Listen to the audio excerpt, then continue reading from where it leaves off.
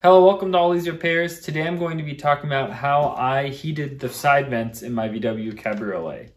So a lot of people wonder, why does it only come out cold or the ambient temperature out of the side vents, and how can I change that? And today we'll cover all of that.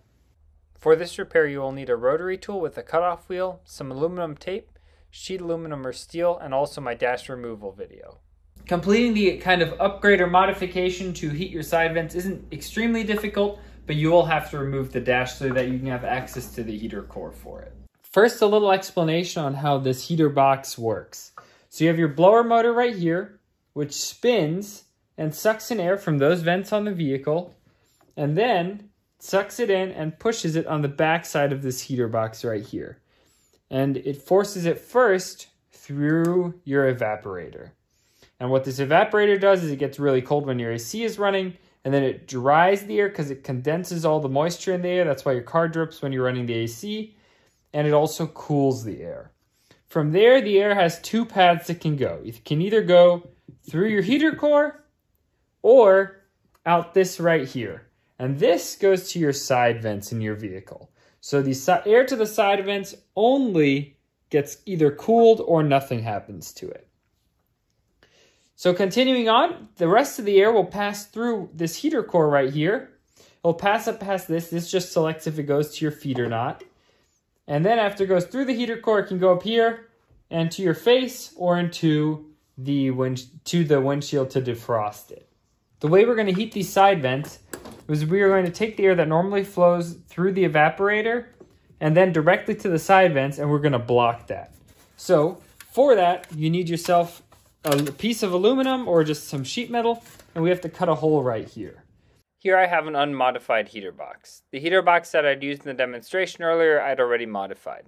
To modify, you'll need to cut right underneath that groove and right above this round plastic piece. And you'll effectively cut out a rectangle from both sides of the heater box. I've got it marked in green right here where you need to cut, and it's really self-explanatory.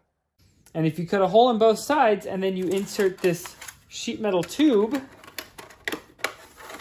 what it does is it stops any air from being able to go from the evaporator to the side vents. Instead, it forces all of the air to go from the evaporator through the heater core, up through here, and then to the side vents. Here I have my metal tube where I've also cut a hole into it. So what I'm going to be doing is I'm just going to be scrunching it up a little bit, and then you can just carefully squeeze it in here, insert it all the way through, and then position it so that this metal hole is centered on this hole right here. As you can see, there's some small gaps down here, so we don't actually want any air to be coming out from there because that would be all air that's not heated. So for that, you can simply use some of this metal HVAC tape.